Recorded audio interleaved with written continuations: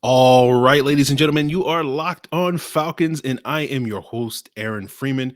And today I am joined by the Falcoholic and the Bleav in Falcons podcast host, Will McFadden. We're going to be talking about Grady Jarrett's future, what Arthur Blank had to say about the team's pursuit of Deshaun Watson, and we'll get Will's assessment of the Falcons offseason so far.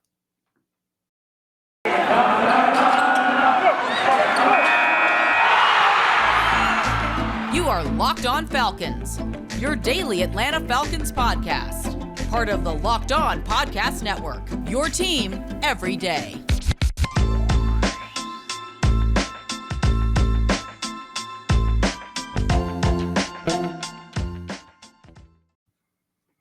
So, guys, you know me, I'm Aaron Freeman, been covering the Falcons for many years, formerly at FalcFans.com, RIP, still going strong on Twitter at FalcFans, writing weekly content for the Falcoholic, the SB Nation website for the Atlanta Falcons, and of course, the host of this illustrious Locked On Falcons podcast, your daily Atlanta Falcons podcast, right here on the Locked On Podcast Network, your team every day. And I want to thank everyone that makes Locked On Falcons their first listen each and every day, Monday through Friday. Of course, you can find Locked On Falcons on a variety of podcast platforms, including Apple, Odyssey, Google, Spotify, as well as on YouTube. And of course, the Locked On Falcons YouTube show video version goes up the night before the audio version. So that's another reason to subscribe to the Locked On Falcons YouTube channel. So with that being said, let me introduce you guys to my guest. He is a former writer for AtlantaFalcons.com, currently is covering the team for the Falcoholic, a website I've heard of, once or twice. And he's also the host of the Bleav in Falcons podcast, which you can find on the Bleav Sports Podcast Network. I don't know the official title. Sorry, Will, for botching that. But Will is, been a frequent guest on this podcast over the years. I like having Will on the podcast because he tends to have a much more optimistic and sunnier outlook on the Falcons than I do.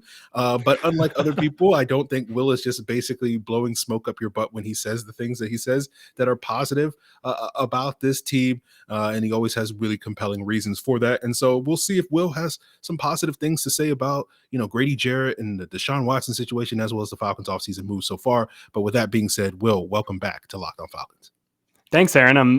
That was a great intro. I may have said it the last time I was on here, but you're a much better host than I am as far as like the little technical things. Really, really well done on your end. But I like the way that you phrased, I think, the way that I approach my fandom, because, before I got into this industry, I did grow up in Atlanta. I grew up watching the Falcons and being a fan of this franchise. But I think that's evolved a little bit.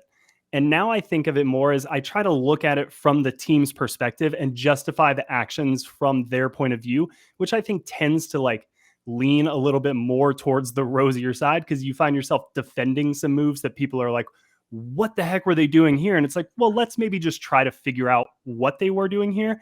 That being said, I think we're going to have a little bit of a different conversation today than we may have had in the past. Yeah, I like to look at it from that perspective as well, Will, but oftentimes I find myself like, what are they still doing? I still don't understand. But let's talk about Grady Jarrett. And I know we've been hearing various reports over the last month or two that the Falcons are working on an extension. That was sort of further corroborated, I guess, by Albert Breer of Sports Illustrated on Monday in his column that was outlining sort of the hows and whys of the Matt Ryan trade that ultimately led to him going in Indianapolis. But he sort of mentioned in that article that the Falcons still are working on a Grady Jarrett extension. But then we heard from Arthur Smith earlier this week at the league meetings that, again, it's hard to sort of summarize exactly what he says, but paraphrasing what he said, it sounded a lot like the Falcons certainly, want Grady Jarrett to be here and want him to be a Falcon long-term, but made it sound like it's not necessary. Maybe the feeling is not as mutual in that regard. So I'm curious how you sort of interpreted what Arthur Smith said about Grady Jarrett, and what do you think that means for Grady Jarrett's immediate future as well as the long-term future here in Atlanta? Yeah, it was really interesting, and I'm basing it all off of the Jeff Schultz reporting on Twitter, but it did really sound exactly kind of the way that you viewed it. Like, from a Falcons perspective, it makes all the sense in the world to keep Grady Jarrett around. Of course, they would love to have Grady Jarrett. I mean, there's probably 31 other teams in the NFL that would love to have Grady Jarrett. But for the first time, I think we got a glimpse at maybe how the player feels about the ongoing situation that the Falcons currently find themselves in. Whether they, I hate always copying just the same line that everybody says, but in this case, I'm going to. The Falcons don't want to call this a rebuild, which you've probably heard 400 times already. So that's not the first time you've heard it. But even if they're not going to call it a rebuild, everybody's aware of where they are, and internally in that locker room, they're especially aware of where they are, and they're especially aware of where they've been. And for a player like Grady Jarrett, who is still in his prime, but reaching that later stage of his prime and really probably would like to cash in big one last time or go somewhere where they would be then amenable to a large long-term extension. And he feels comfortable about his ability to compete sooner rather than later. I don't blame a player for feeling that way. I would feel that way, honestly. And so I think that doesn't mean that this is headed for divorce. I think it just means that the Falcons probably understand that they have some work to do, determining how serious, like they want to prioritize Grady Jarrett in terms of their long-term plans. This may cause them to rethink how they view the long-term structure of this roster. But if he is a key integral part of this, then they have to figure out, okay, can we convince him to stay? What do we need to do to convince him to stay? And are we willing to do those things? So it's a lot that I think everybody's got to kind of figure out here fairly quickly. And that doesn't mean that he doesn't play on the 2022 season and then you figure all that stuff out. They'll have the money to franchise tag him next year if they want to. Personally, I'd like to not see it come to that. But yeah, if anything, it's just the latest in a long line of our favorite players from the last decade, like slowly driving an ice pick into like the side of our heads. Yeah. So we'll see what happens. I remember talking with Jeff Schultz earlier this offseason, and we talked about Grady Jarrett, and sort of the idea was, they would probably potentially punt the sort of long-term decision till next offseason and figure it out then. And obviously the goal is to get him extended. Maybe that gets done between now and the start of the season. Hopefully, fingers crossed and all that various things. I know this has sort of led a lot of people to think that, okay, well, if Grady's not willing to, re-up with the team. And again, I don't know if that's an accurate or fair assessment of the situation, but maybe it makes sense for the Falcons to deal him, sooner versus later to get some value rather than, risking the possibility of him hitting the market next year after his contract expires and getting, potentially nothing for him. And I understand that sentiment, but, I think still the Falcons still hold some of the cards. That's one of the benefits of, how the league has structured, how, contracts work and whatnot. Teams still have a lot of leverage. And so, as you say, they could potentially tag him next year. We saw a situation with Devontae Adams this past offseason where the Packers tagged him and then ultimately traded him. And so that may be, again, an option. So the Falcons don't necessarily have to panic in terms of like making a decision this offseason if they choose not to go down that road. And again, you hope it all works out for both sides in this favor. You hope Grady Jarrett, secures the bag, and you hope that it's here in Atlanta that he can do all the shopping. Yeah, you absolutely do. I mean, it's one of those where he's put in so much hard work over the years. You'd like to see it be repaid, and you'd like to see it be repaid here. And I'm going to be interested to see if none of this gets resolved by the time the draft rolls around, how the Falcons then draft, because if they're trying to clearly appeal to Grady Jarrett and recruit him, so to speak, for the long-term, part of this roster, and they go out and they draft defensive linemen in the first 2 rounds, that's going to send a statement, like that's going to say, hey, we're here to get you the help that you need. Mm-hmm. Now, if they don't do that and they kind of avoid maybe edge or defensive line altogether, that could send a different statement. And at that point, that's where I think the draft kind of can throw a new wrinkle into all of this. Maybe it gets resolved before then, but there's a month until that event. I think they're probably pretty focused on the NFL draft at this point. Yeah. So we will talk a little bit more on today's episode about what the Falcons could do over the next month until they get to the draft in terms of the offseason.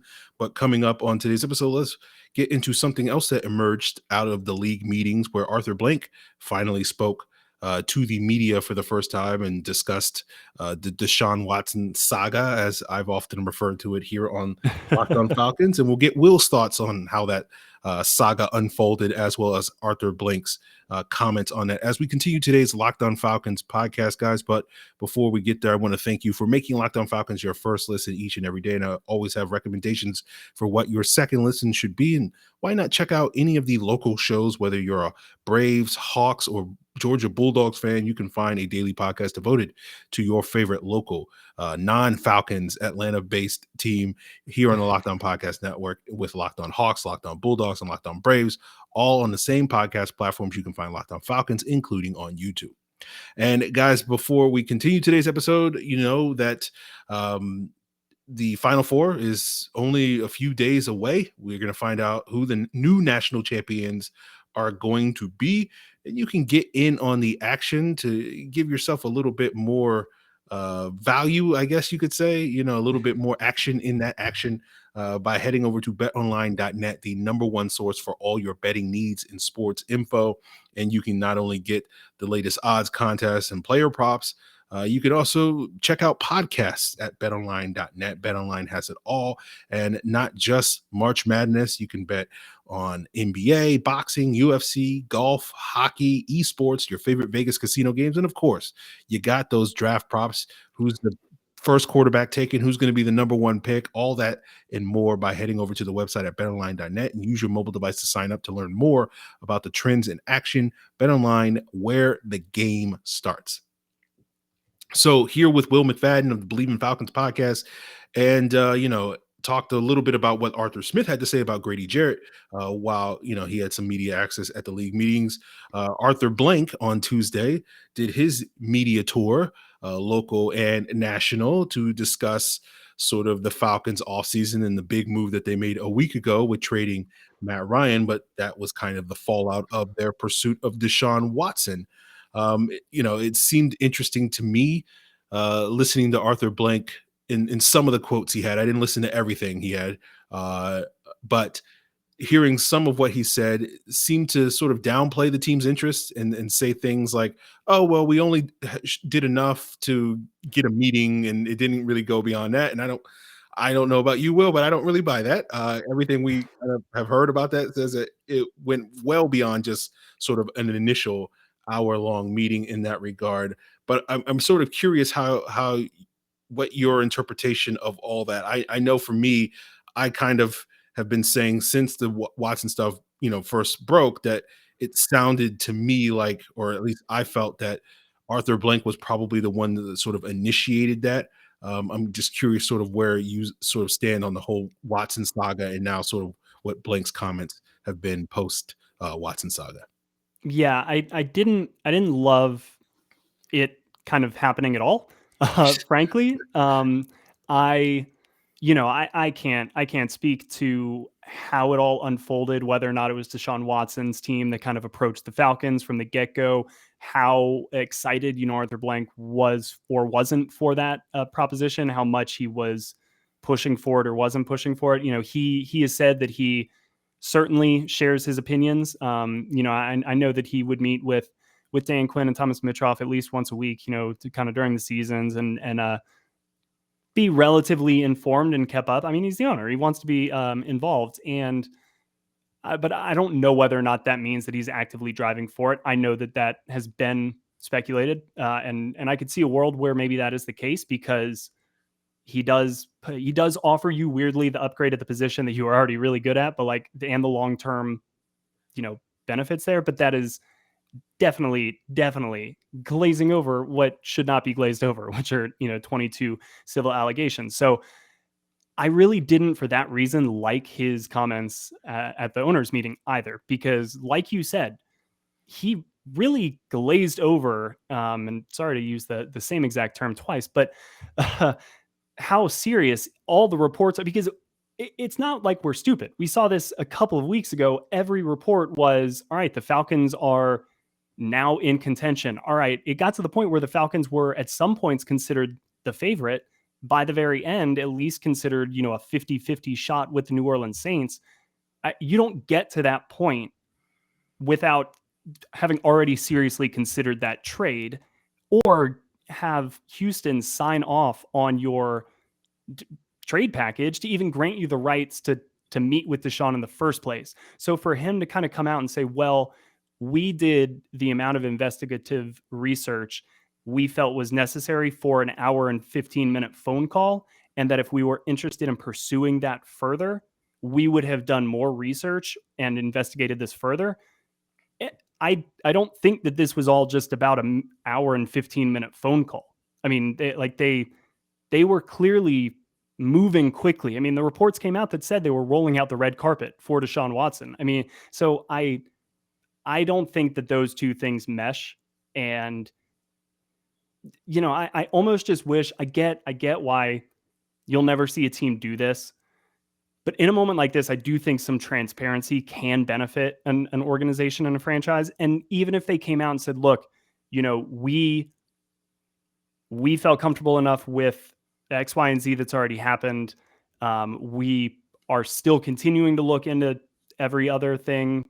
We're not there yet, but we kind of had to make a gut decision. We think that his talent and what he brings on the field can set our franchise up for the next decade. And that is something that, like, however they wanted to justify it, at the end of the day, he's not here. So yes, they did pursue him, but now it's kind of Cleveland's deal to worry about. I just think a little bit of transparency would have been better, instead of just trying to sweep it totally under the rug and say it was about an hour and 15-minute phone call when it clearly wasn't. Yeah. And I think you're right when you say, like, you understand how and why teams do it this way, because it always has to, the cynical part of me, the very cynical part of me, understands that when it comes to NFL teams, everything is, it's basically a corporation, right? And everything's about public relations and selling, a certain narrative or whatever the case may be. And again, this is a super cynical perspective of it, but like, it's one of those things where, like, they have to make it seem like this is all part of the plan, and it was like, oh, well, we weren't that interested in that. And like, no team wants to admit, yeah, man, we failed. We failed miserably. Yeah, we went all in on this guy and he went in another direction. It's always, hey, like, our interest in him was only tepid, and we didn't really want him. And, it's just like, Will, it, like, every draft, right, when they draft a player, they're like, this guy was the best player on our draft board, and it's like, we were actually thinking about taking him in round 2, and we got him in round 3, and it's like, sure you did, it's just, this was, that's just kind of how this business kind of works. And so it's not surprising to me that, Arthur Blank kind of had those sort of talking points in that sort of regard. But I agree with you. You kind of want a little bit more transparency, particularly for an issue that, given sort of, Deshaun Watson's legal issues and the civil cases or whatever, you want a little bit more transparency in this regard. Yeah, or at least treat it with the seriousness. I think that show that maybe some greater amount of thought went into, all right, how's our owner going to publicly address this for the first time, than really kind of giving a tap dance around it answer, and just kind of saying, we knew from his time with our organization as a ball boy, like, there was a relationship there, and we felt that it was, we had done enough to have that initial meeting, to talk with him, to see what he had to say, all of that stuff, but didn't really address, was asked if he had, read the cases from the, the 22 women. And he said, that they had looked into it. He didn't really recall anything specifically. It was very vague terms. It just wasn't as strong, or didn't present the message that they had, like, given this the gravitas that it clearly has. And that's just troubling, and if it ended up ultimately costing Matt Ryan, like, being here in Atlanta in 2022 and potentially retiring as a Falcon, then I think that's really troubling as well. Yeah. And we'll, continue today's conversation with Will here and see if he finds anything troubling about the offseason move so far, and whether or not he wants to see them address those troubles as the rest of the offseason unfolds before we get to the draft and get his thoughts on all that stuff as we continue today's Locked On Falcons podcast, guys. But before we get there, I do want to let you guys know that you can check out the Locked On NFL podcast if you want to get, not just your Falcons news here on the Locked On Podcast Network, but, the other 31 NFL teams and sort of the big storylines. It seems like there's something going on with Stephon Diggs. So go check out the Locked On NFL podcast, your daily NFL podcast covering all 32 NFL teams on the same podcast platforms that you can find Locked On Falcons, including on YouTube. So, Will, wrapping up today's episode here, what are your thoughts on the Falcons offseason move so far? Well, I mean, it almost feels like the tale of two off seasons a little bit. And I think that the Deshaun Watson incident is really kind of the dividing line there. Because you could see a world where, not much changed. That we saw a lot of the key guys come back from last year. Maybe a Cordero Patterson isn't re-signed, but you move that money around and you get another quality guy at another spot that you feel might be more impactful, or you've got plans for replacing him in the thereafter, what have you.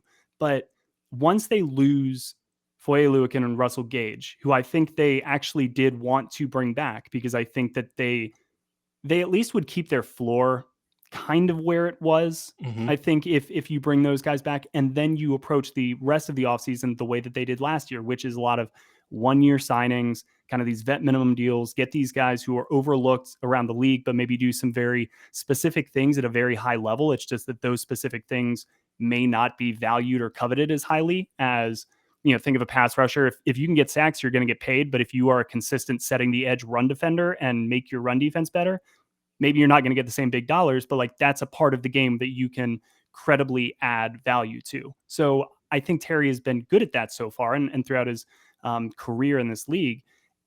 And then once they lost those two guys and the Deshaun stuff happened, I really think that all eyes are on 2023 at this point. And I think that we're starting to see now even the caliber of those vet signings, even though I like Auden Tate and all that stuff. I just think that I don't think we're going to get another Casey Hayward in this class, which is a shame because I really, really like Casey Hayward. I think it's potentially, his best signing so far. And that's including Cordero Patterson. Now, that doesn't mean he's going to come out and play like Cordero did last year. But at this moment, that makes sense. The only thing I question about it a little bit is that Casey Hayward is and has been, in very heavy zone defenses the past couple of years. And I know that Dean Pease last year lamented the team's ability to play man consistently inside of the red zone, kind of in those tighter areas where you need to be able to stick with a receiver in the short area. I think that they wanted to be able to do that. So I'm curious how that matches up, but I'm sure that he knows way more about how they plan to use Casey Hayward than I do. So I'm gonna defer judgment on that one. So I really, really like that signing. I think Isaiah Oliver, bringing him back, we all were kind of, excited to see it happen for 1 year. And this will be the last. If it doesn't work, all right, then we gave it every chance. If it does, then still maybe relatively cheap, but could be part of this young core. So I like some of the things that they did. It's just that once that domino fell in the different direction, now I really think that it's going to be, all right, we're going to kind of not totally bottom out, but we're going to get guys like a Damian Williams, who to me is just basically Mike Davis last year. And they're going to just get a 30-year-old running back with relatively low tread on the tires and kind of run him out there. Cause I don't think that's not a position that's going to make a difference. So why invest big money in it right now when you've got big money next year and everything kind of comes off the books and you can really construct this roster in the way that you want to and assign the value in terms of dollars to the certain positions you think are the most valuable. Until then, I think they're just going to try to keep the books as clear as possible next year. A lot of these 1-year deals, I don't think they'll ever say it, but a high draft pick again next year isn't the worst thing in the world.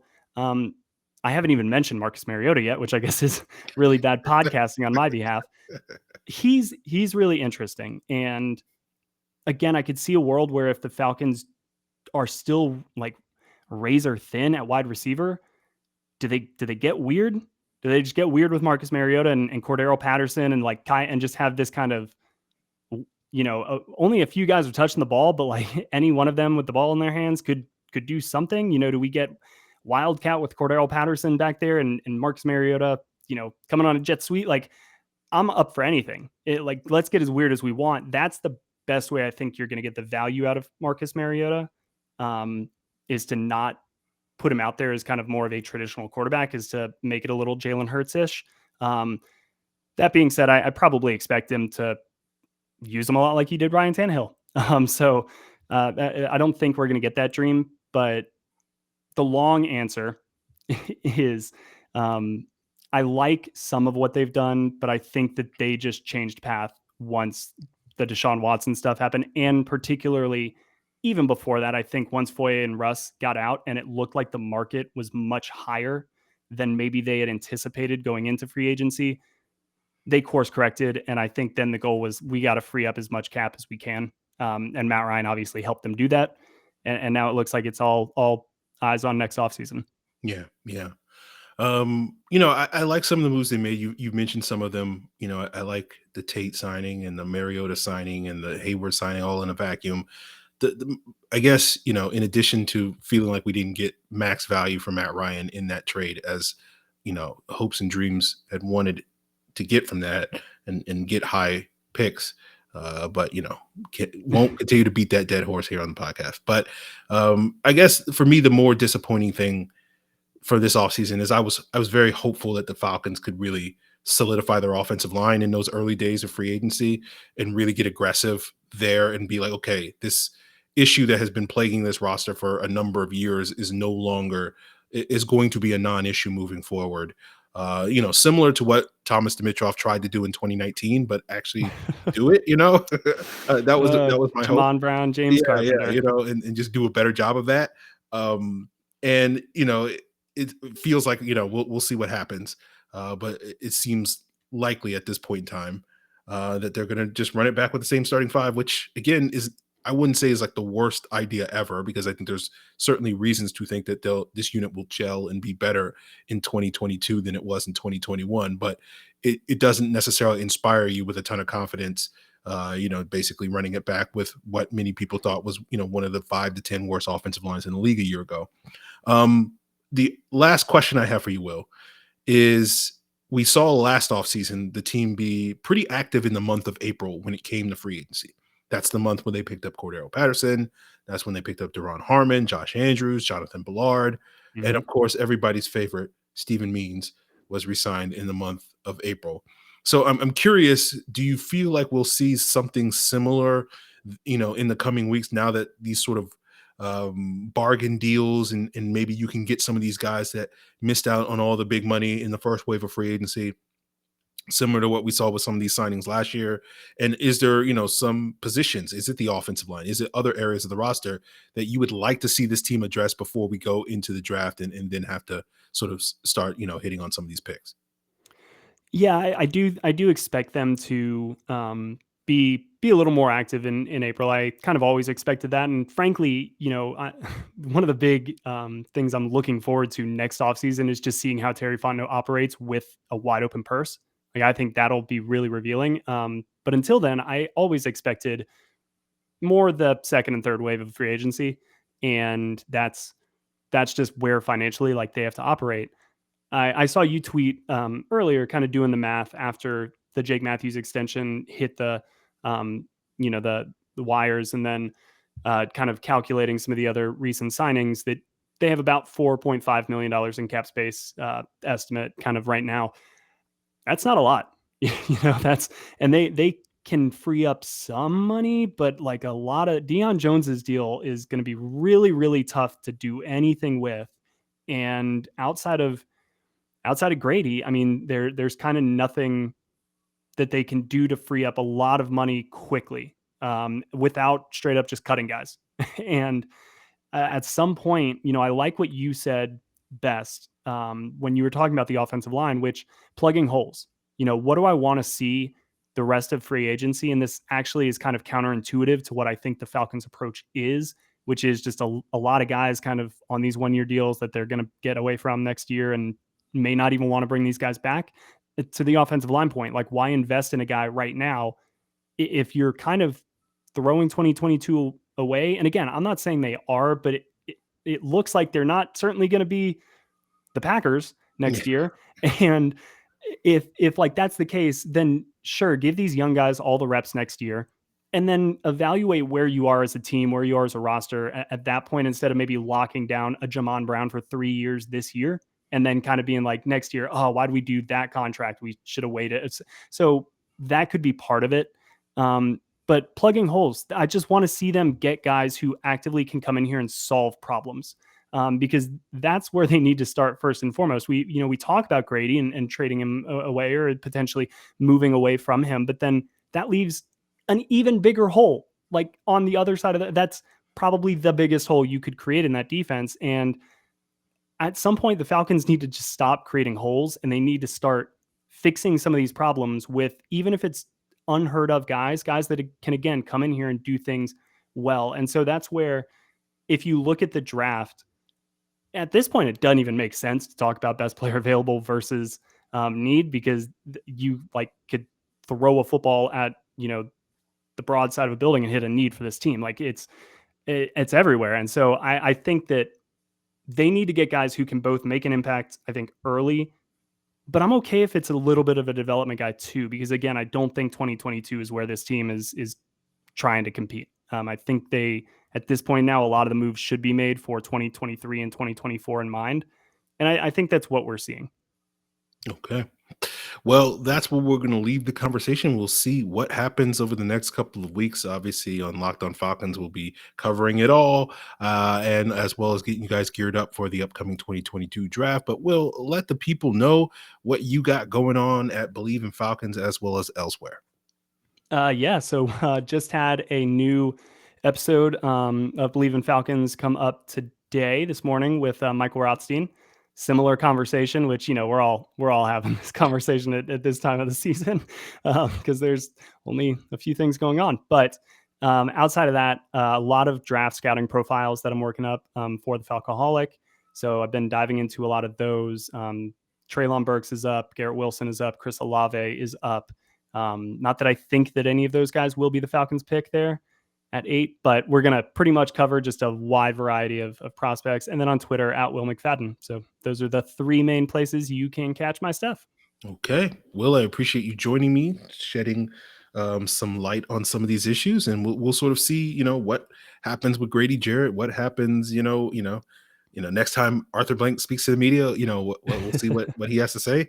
And we'll see sort of if the Falcons can make some of these, low-key April moves and get probably a little bit more Cordero Pattersons than Stephen Means and Josh Andrews. Fingers crossed. Signings, in the coming days and weeks before the draft. So we'll just see how that all goes. But guys, I appreciate you for tuning in for another episode of Locked On Falcons. Of course, always want to thank you for making Locked On Falcons your first listen. And as usual, you can check out, Locked On NFL, Locked On Braves, Locked On Bulldogs, Locked On Hawks for your second listen. And of course, if you want to get geared up for that upcoming draft where the Falcons are going to be making all the big moves that, are world shattering, of course, check out the Locked On NFL Draft Podcast, free and available on all the same podcast platforms. You can find Locked On Falcons, including on YouTube. Guys, tomorrow's episode will probably be a little bit more talking about Marcus Mariota with Tyler Rowland of the Locked On Titans, as well as a mailbag episode. So if you want to submit your questions to be answered on that episode, of course, you can do so by hitting me up on Twitter at Locked On Falcons, on Facebook at Locked On Falcons. You can send an email to lockedonfalcons@mail.com, or of course, you can leave a comment here on the Locked On Falcons YouTube channel. Appreciate it, guys. Till then.